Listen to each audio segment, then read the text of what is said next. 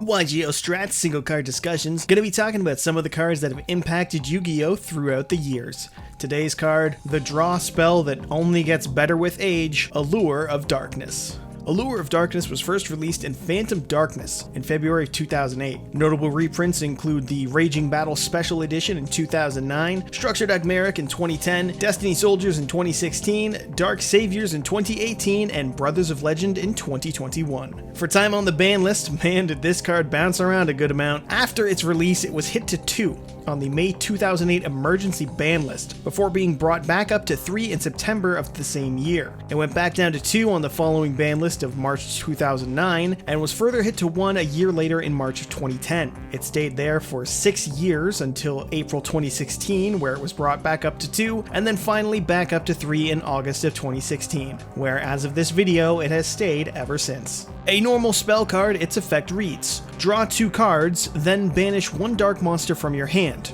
Or, if you do not have any in your hand, send your entire hand to the graveyard. Allure is one of countless cards released as support for the dark attributes that makes it abundantly clear what the best attribute in the game is, or at the very least which one has the best generic support. It also holds the prestige of being the only card to be semi-limited in between formats, on its first hit on the lists in May 2008 as part of the emergency ban list to help combat the menace that was Dark Armed Dragon and its decks. Draw 2 spell cards that require a cost of 1 card have historically done well. Not all of them, mind you. Celestial Observatory has never been meta-relevant, but cards like Destiny Draw or Trade-In have seen play in the past in various decks. This is most often done because those cards can help to set up the graveyard for plays, as well as helping to dig for more cards from your deck. Sending Destiny Hero Malicious with D-Draw has set up countless plays since the card's inception, from Tribute Fodder and Perfect Circle Monarch, as tribute material for the Crush Card Virus Menace and its day, or even synchro plays in Teledad format. And Trade-In has been a staple in Blue Eyes since its release, which hilariously was a meta threat, quote unquote, in 2016. But where those 2 cards help to set up the graveyard, Allure is different.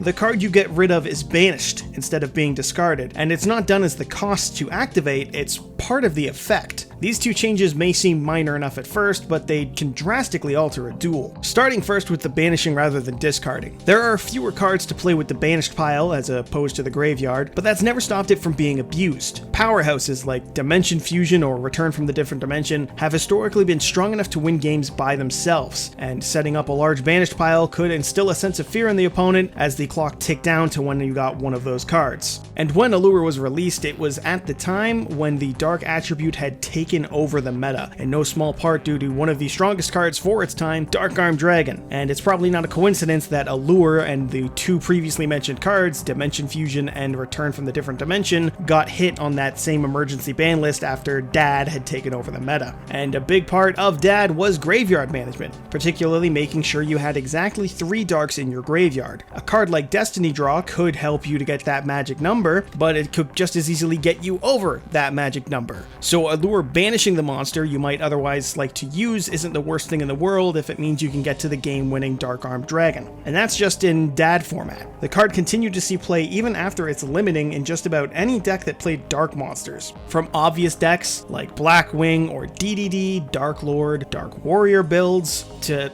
even more wild and niche things. At one point in time, Mermail builds were playing it because Genex Undyne could search out Genex Controller, and that meant your Allure would have a free search target to get you more cards, since it really didn't matter if you banished the vanilla Garnet. The most recent deck to really abuse Allure with meta relevance as of my making this video was Thunder Dragon, and in that deck this card is nothing short of great. Since Thunder Dragon Dark and Thunder Dragon Roar both have very strong effects when banished, summoning a monster from deck or adding a Thunder Dragon to hand respectively, it turned Allure's evening out an advantage into just pure card advantage. It lets you draw 2 new cards from the deck and either search or summon. That alone made Allure worthy of being hit by Ash if the opponent started with it, as not ashing Allure could could generate too much advantage for the opponent right off the bat. And then there's the fact that the cost for Allure isn't really a cost, it's part of the effect. This means that even as a top deck, as the only card in your hand, it's still always live. You can activate this card, draw 2 cards, and as long as one of them's a dark monster, you'll banish it without punishment. The trade-off for this is of course that you can do that exact same play, draw no dark monsters, and be severely punished, having to send your entire hand to the graveyard. And not even discard so as to proc